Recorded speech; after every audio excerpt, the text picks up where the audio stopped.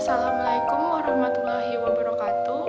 Perkenalkan, nama saya Nur Intan Mulansari dengan nomor NIM 2041624820120 dari kelas FM 20B. Di sini saya akan menjelaskan sedikit tentang metabolisme asam amino. Video ini dibuat untuk memenuhi salah satu tugas mata kuliah Biokimia Farmasi yang diampu oleh Bapak Apoteker Surya Amal M.Kes. Asam amino merupakan senyawa organik yang memiliki gugus fungsi karboksilat atau COOH dan amina atau NH2. Sifat-sifat asam amino antara lain: 1. Bersifat amfoter. 2. Dapat membentuk ion zwitter. 3. Bersifat optis aktif kecuali glisin. Dan keempat, dapat berpolimerisasi membentuk protein. Struktur dari asam amino dapat dilihat pada gambar di layar. Asam-asam amino juga menyediakan kebutuhan nitrogen untuk 1. Struktur basa nitrogen DNA dan RNA. 2. Heme dan struktur lain yang serupa seperti mioglobin, hemoglobin, sitokrom, enzim, dan lain-lain. 3. Asetilkolin dan neurotransmitter lainnya. Dan 4. Hormon dan fosfolipid. Selain menyediakan kebutuhan nitrogen, asam-asam amino dapat juga digunakan sebagai sumber energi jika nitrogen dilepas. Jalur metabolik utama dari asam amino dapat dilihat pada gambar di layar. Pertama-tama, produksi asam amino dari pembongkaran protein tubuh, digesti protein diet, serta sintesis asam amino di hati. Kedua, pengambilan nitrogen dari asam amino. Sedangkan ketiga adalah katabolisme asam amino menjadi energi melalui siklus asam, serta siklus urea sebagai proses pengolahan hasil sampingan pemecahan asam amino. Keempat adalah sintesis protein dari asam-asam amino. Katabolisme asam amino. Asam-asam amino tidak dapat disimpan oleh tubuh. Jika jumlah asam amino berlebihan atau terjadi kekurangan sumber energi lain seperti karbohidrat dan protein, tubuh akan menggunakan asam amino sebagai sumber energi. Tidak seperti karbohidrat dan lipid, asam amino memerlukan pelepasan gugus amin.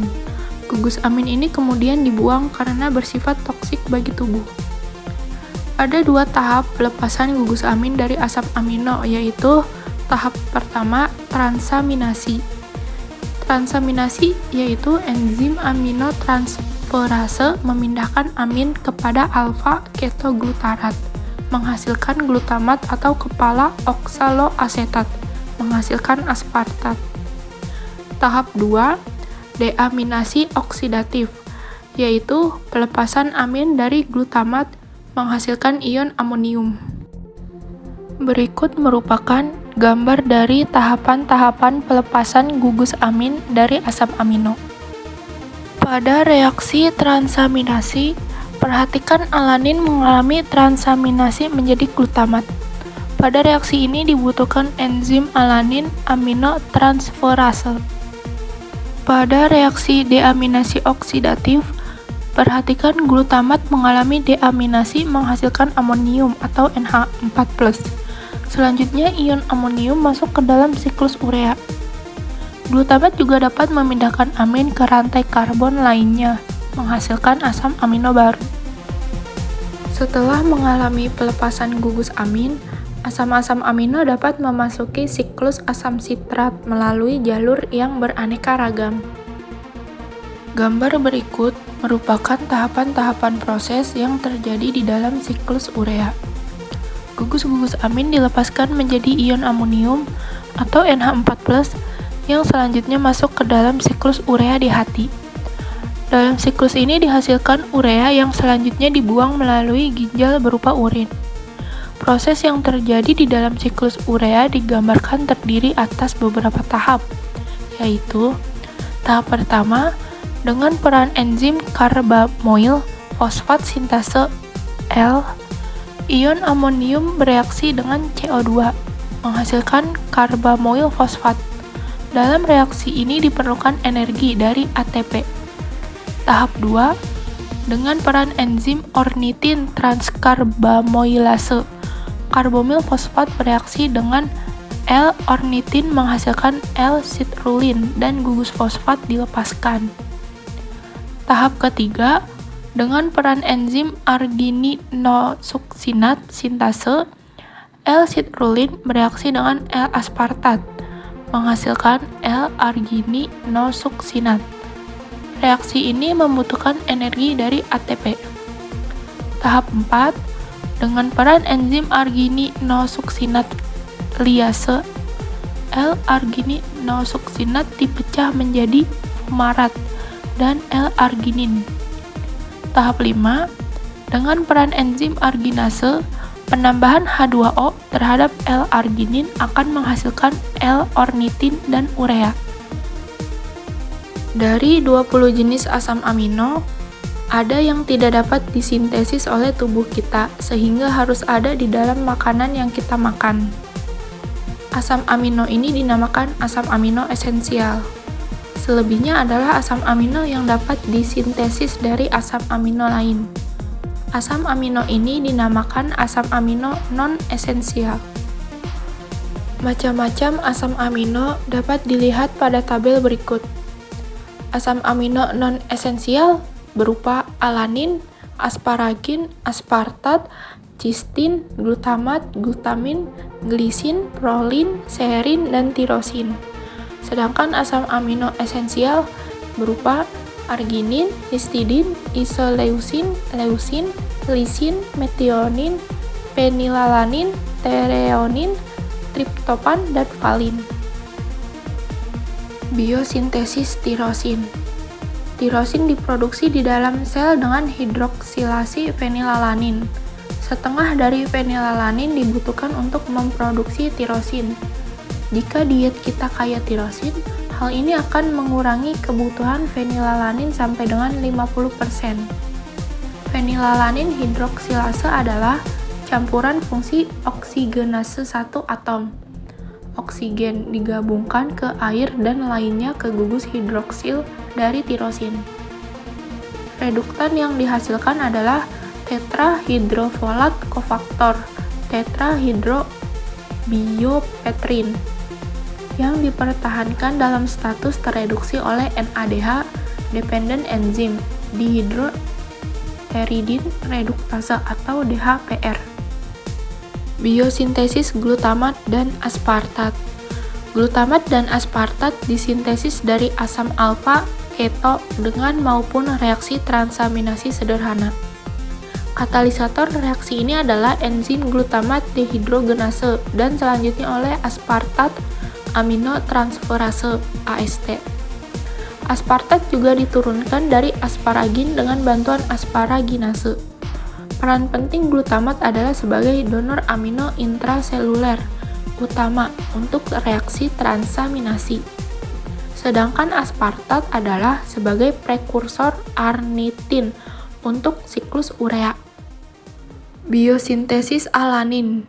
Alanin dipindahkan ke sirkulasi oleh berbagai jaringan, tetapi umumnya oleh otot. Alanin dibentuk dari pirufat. Hati mengakumulasi alanin plasma, kebalikan transaminasi yang terjadi di otot dan secara proporsional meningkatkan produksi urea. Alanin dipindahkan dari otot ke hati bersamaan dengan transportasi glukosa dari hati kembali ke otot. Proses ini dinamakan siklus glukosa alanin. Fitur kunci dari siklus ini adalah bahwa dalam 3 molekul alanin, jaringan perifer mengekspor pirufat dan amonia ke hati, di mana rangka karbon didaur ulang dan mayoritas nitrogen dieliminir. Ada 2 jalur utama untuk memproduksi alanin otot, yaitu secara langsung melalui degradasi protein melalui transaminasi pirufat dengan bantuan enzim alanin transaminase ALT, juga dikenal sebagai serum glutamat pirufat transaminase SGPT.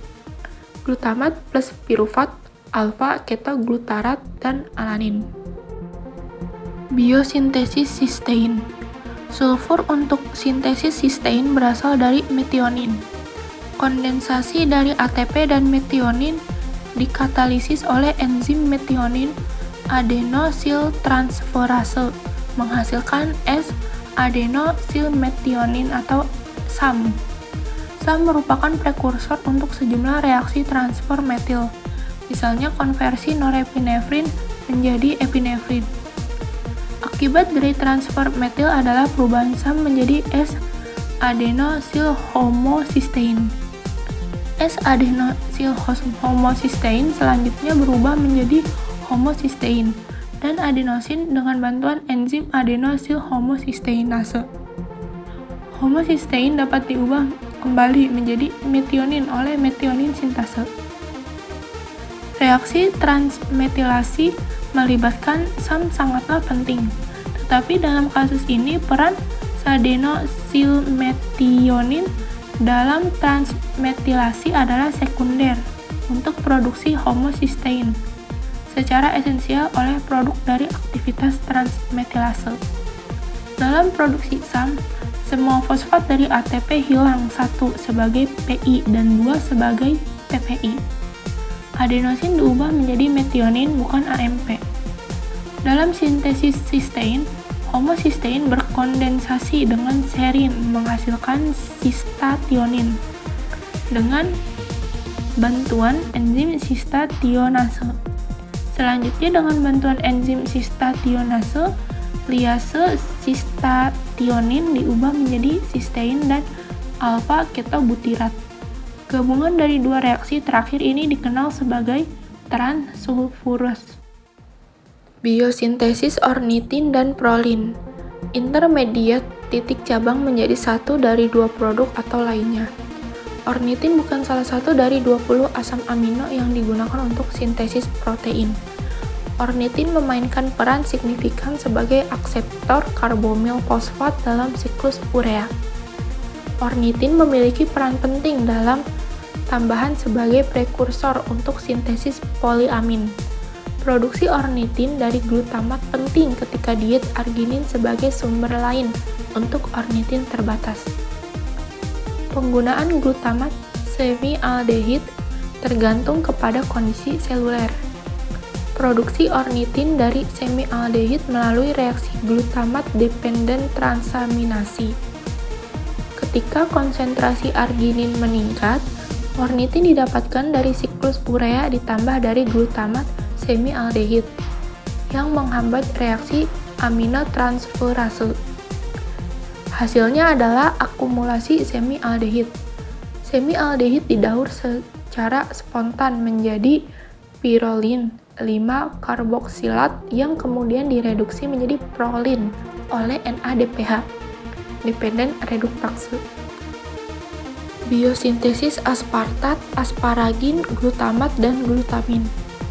Glutamat disintesis dengan aminasi reduktif alfa-ketoglutarat yang dikatalisis oleh glutamat dehidrogenase, yang merupakan reaksi nitrogen fixing. Glutamat juga dihasilkan dari reaksi aminotransferase, yang dalam hal ini nitrogen amino diberikan oleh sejumlah asam amino lain. Sehingga, glutamat merupakan kolektor umum nitrogen amino. Aspartat dibentuk dalam reaksi transaminasi yang dikatalisis oleh aspartat transaminase (AST). Reaksi ini menggunakan analog asam alfa ketoaspartat, oksaloasetat, dan glutamat sebagai donor amino. Aspartat juga dapat dibentuk dengan deaminasi asparagin yang dikatalisis oleh asparaginase. Asparagin sintease dan glutamin sintease mengkatalisis produksi asparagin dan glutamin dari asam alfa amino yang sesuai. Glutamin dihasilkan dari glutamat dengan inkorporasi langsung amino dan ini merupakan reaksi fixing nitrogen lain. Tetapi asparagin dibentuk oleh reaksi amino transferase. Biosintesis serin. Jalur utama untuk serin dimulai dari intermediat glikolitik 3-fosfogliserat. NADH linked dehidrogenase mengubah 3-fosfogliserat menjadi sebuah asam keto yaitu 3-fosfopirufat sesuai untuk transaminasi subsekuen. Aktivitas aminotransferase dengan glutamat sebagai donor menghasilkan 3-fosfoserin yang diubah menjadi serin oleh fosfoserin fosfatase. Biosintesis glisin. Jalur utama untuk glisin adalah satu tahap reaksi yang dikatalisis oleh serin hidroksimetiltransferase. Reaksi ini melibatkan transfer gugus hidroksimetil dari serin untuk kofaktor tetrahidrofolat atau THF, menghasilkan glisin dan N5-N10-metilen THF. Sekian yang dapat saya paparkan. Saya menyadari bahwa masih banyak terdapat kekurangan dalam pemaparan materi. Oleh karena itu, saya mohon maaf akan hal tersebut. Terima kasih. Wassalamualaikum warahmatullahi wabarakatuh.